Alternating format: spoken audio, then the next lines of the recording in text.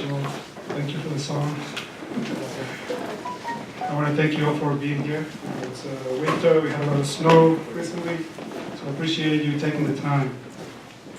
We're here to discuss the situation in Venezuela, specifically the sanctions, talk about the elections and the attempted coup that's going on now. I want to thank the organizations that are sponsoring this, MAPA for one, and I want to talk a little bit about VENSO, which is part of VENSO, Venezuelan Solidarity Committee. And we're a group of activists that want to work people-to-people programs with Venezuelans. We have a program where we send in seeds for vegetables and legumes and all kinds of good things for people to become self-sufficient. Every 3 months we try to collect a shipment and send it out over there. We have been working closely with the consulate down the street for us to be able to ship the seeds over there. They're no longer open right now, but we're going to continue our program. Some of our people in our group actually came from the Bolivarian Circle many years ago. We started in 2003. So we've been working on this for a while. So I just want to say a few words, some things I thought before I came here tonight, and then I'll give a chance to the speakers. The program is, let's go through the program here. Oh, first it'll be the MAPA spokesperson right after me, and then we have Mike. I know Mike Clark from many years ago. We ran into each other on many occasions in Venezuela. We were there 5 years ago on the anniversary. By the way, today is the anniversary of Chavez's passing. And then after Mike, Dan Kovalik? Kovalik will speak after him. All right? But why is it important? Today's the 6th anniversary of Chavez's passing. Venezuela has a large group of citizens that refuse to let Chavez's legacy be forgotten. The Chavistas see their present government led by Nicolás Maduro as a continuation of Chavez's work. And they are willing to defend it, even if it costs their lives. One thing that we all must keep in mind, Simón Bolívar was born in Venezuela. As you know, he fought the Spanish Empire to liberate Venezuela, Colombia, Peru, Ecuador, Bolivia, and Panama, which was part of Colombia back then. So you cannot move a few steps in Venezuela and not see some reference to the Libertador. You see Simón Bolívar everywhere there. His battles are taught to all Venezuelans from grammar school through high school.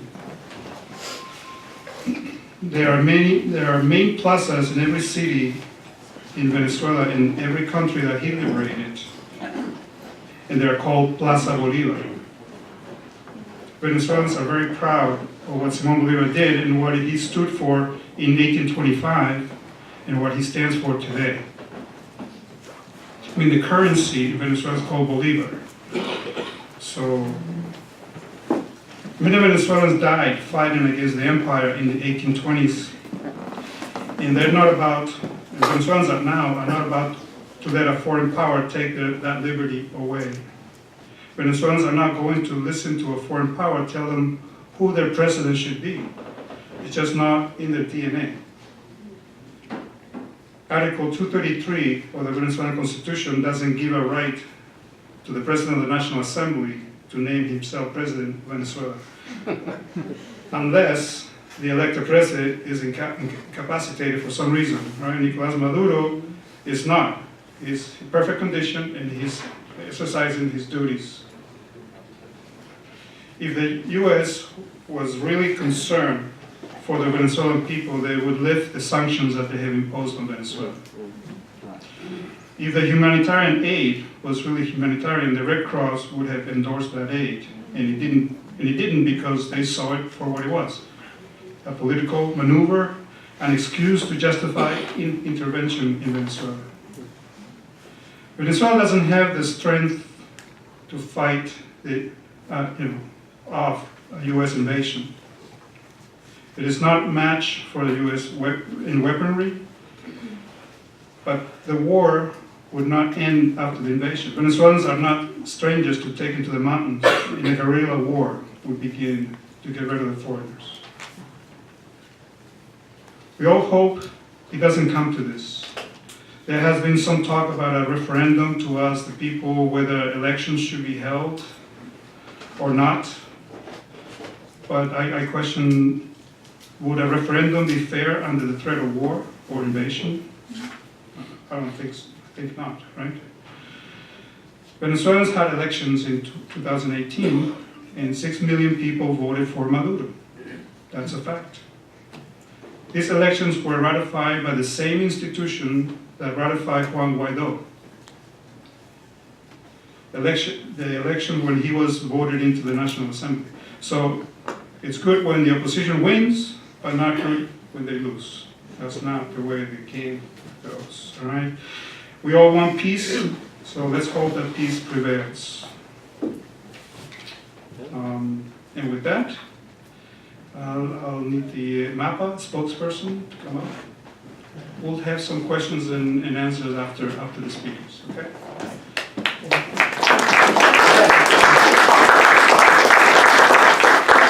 Thank you all for coming out tonight. We need to say U.S. hands off of Venezuela.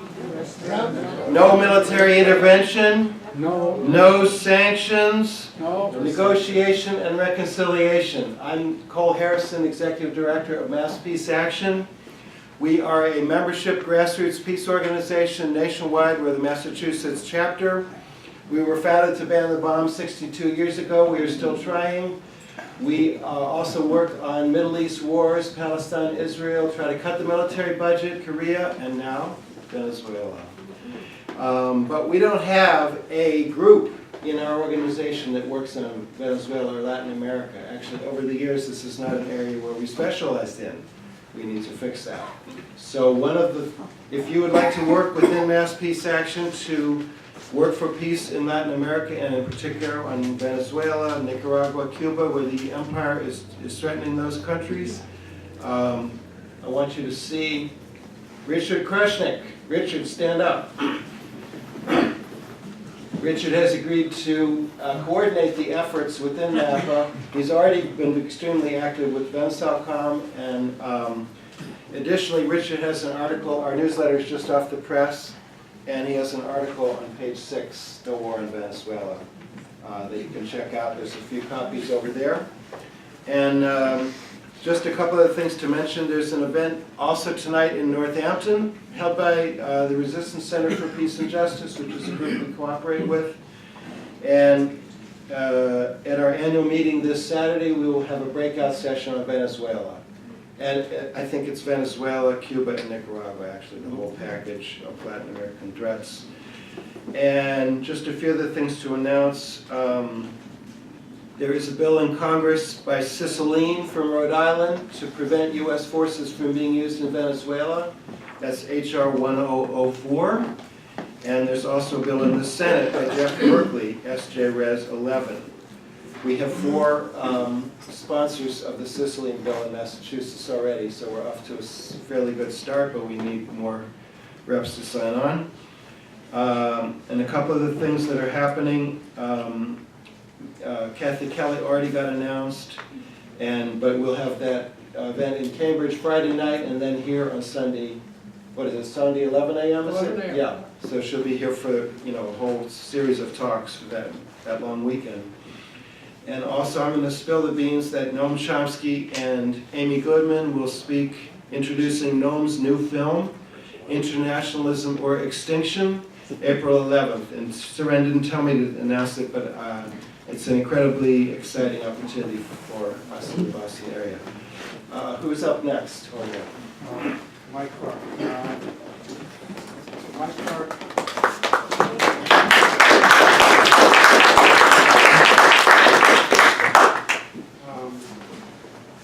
Mike Clark will talk about, let's see, Venezuela versus the Empire. Coup 21 years in the making.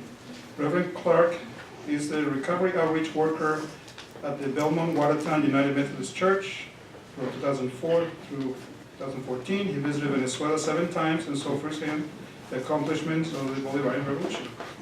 Mike.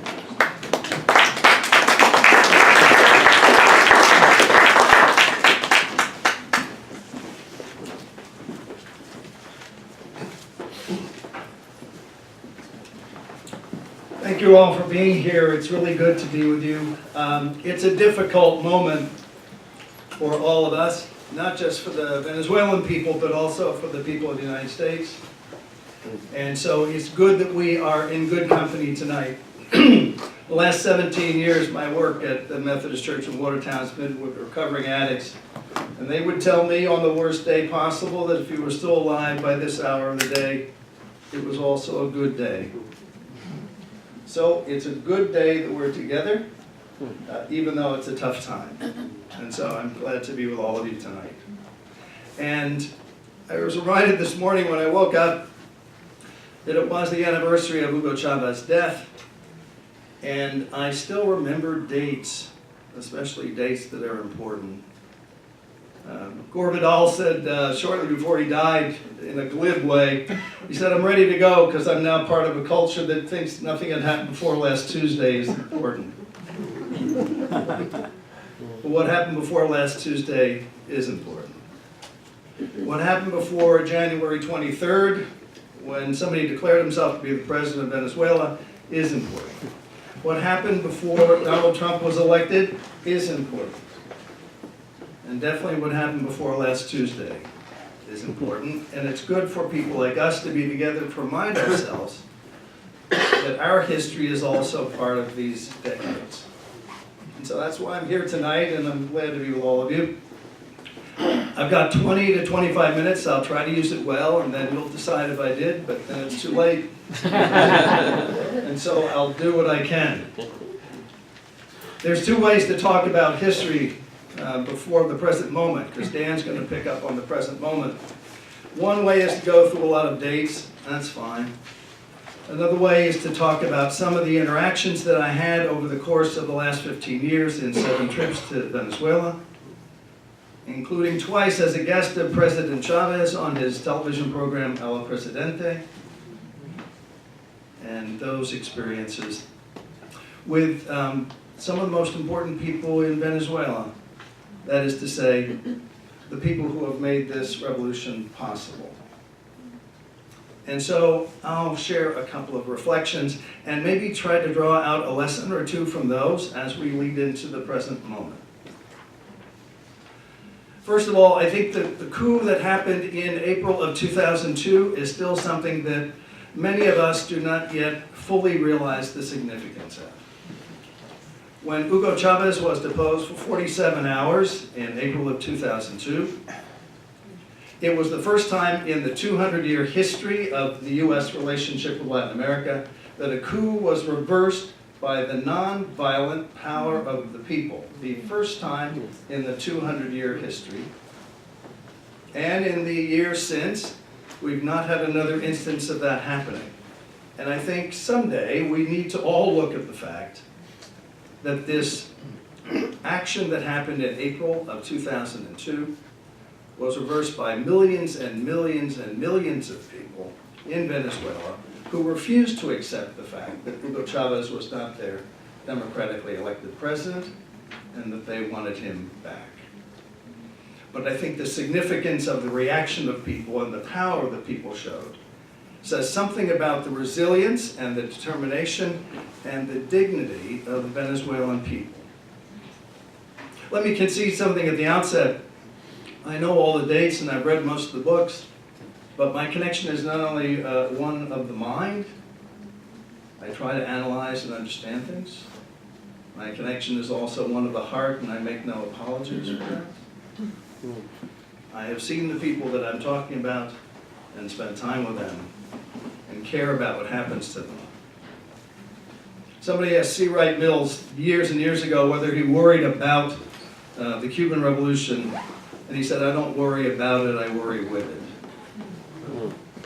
I don't worry about the Venezuelan people, I worry with them. That's different. So I'll admit that at the outset. And I'm glad I have that connection. Let me tell you about two people I met in 2004 that sum up some of the differences in what I've experienced and lead to one of the first learnings, I think. So a woman who was, had just completed her literacy program in a little village in the western part of the country, and she was 86.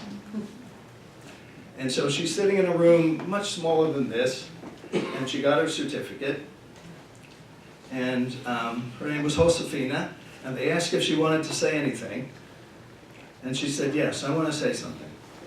She goes, "I'm 86 years old. I've always known that my name was Josefina, but I've never been able to write it. And if someone showed it to me, I didn't know what that was. But now, I can write my name and read my name, and I'm reading books." And so one of the members of the delegation half jokingly said, "Well, what are you going to do with your education now that you have it?" And she looked at him with very calm, gentle eyes and said, "The most important thing I can do now that I can read is to teach one other person how to read. Because I know how that's changed my life, the life of my family, and the life of my neighborhood." There were millions and millions and millions of people who shared that experience during the first 15 years, particularly, of this Bolivarian experiment. When UNESCO declared Venezuela to be free of illiteracy, nobody covered it in the United States. That didn't mean it didn't happen. And that was 15 years ago. The same days I met her, I was in a meeting with some of the opposition in Caracas. Our groups always met with them to hear what they were saying, and so they talked about human rights. They talked about Chavez was going to turn the economy into an economy just like Castro's in Cuba. They shared the concerns they had. They spoke very passionately, and the discussion was on the record, and it was about political and economic things. And then, as we rode down in the elevator from this very fancy hotel, I happened to be in the elevator with the person who had done the briefing. And now he was off the record. And he gestures through this clear glass elevator in this clear glass hotel to the largest golf course in Caracas. And now that he was off the record, he said this: "The president of Venezuela is supposed to come to this golf course and play golf with people like me, and then we give him a vote." He said, "I don't believe we're going to be seeing this president."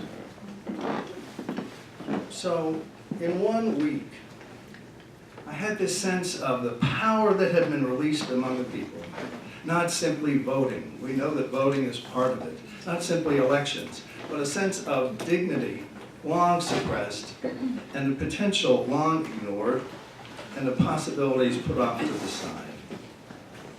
If I had the choice in my life, hanging out with Josefina, or the guy who was looking for me to come and play golf with him at the largest golf course in Caracas, I've made my choice. Part of what that said to me about what's going on in Venezuela over these years since 1998 is that the process that is going on there is not simply programs. She wasn't the person who received a program from a government. She was part of the process of saying, what will make my life different and better? And are the resources to do it? And will someone respect me when I've accomplished it? And will the whole world be different? Because there'll be millions of people like me. That's what that meant. Two other things that happened in the same years. In 2005, I was back twice and had a great privilege, was invited to speak on the anniversary of the coup being overturned. And on the bridge, which played a significant role in those events in Caracas, there was always a commemoration on April 13th. And so I was invited to speak to the 25,000 people who had come. And I spoke as a US citizen, present in a crowd of people who had had to fight to bring back their elected leader because of the role of my government. And the sense I had that day, and I think it's a sense that Bolton and Abrams and the rest need to know, is these folks are not going to easily turn back. The spirit on that bridge, on the third year after the coup in 2005, was palpable. And it was a determined, dignified, serious group of people whose lives were already in the process of being changed and were going to be changed still more in the years that lay ahead. But that's who we will encounter if the worst of these plans comes to fruition. There was also a lighthearted sign to the ways in which people were actively involved now in the life of their country. It wasn't just literacy programs and free health care. It wasn't just 2 million new houses given to people who had nowhere to live. It wasn't just 2 million free eye surgeries. All those things were significant. It was also a sense that they were now able to shape their own futures and be part of making their own destiny. And sometimes it comes out in lighthearted ways. During 2004, there was an effort to recall Chavez. And the Constitution says after half your term is served, you can be recalled if people want to recall you. And so they did that. They put the petitions out, had it on the ballot. And we were there, my wife and I, during the campaign to sort of remove him from office. And the chant of the Chavistas was, Chavez no se va. Chavez isn't going anywhere. And so when you came to red lights at the intersection, honest to God, when you came to red lights at the intersection, people would go, They were having a political discussion, and then the chant from the opposition, I can't remember what the beat of that was, but they would do their thing. And then other cars would chime in. And you had, at every red light at the intersection, a political discussion going on about whether Chavez was going nowhere or not.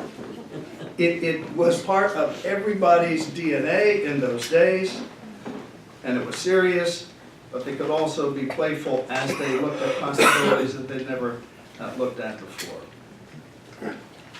So the second learning is not only the dignity that was obvious in those earlier stories, but also the absolute determination to defend and protect what has been gained over the course of these 21 years. There were also opportunities to see, we talk a lot about elections, and Dan will be talking about that, and it's very important. Terrific.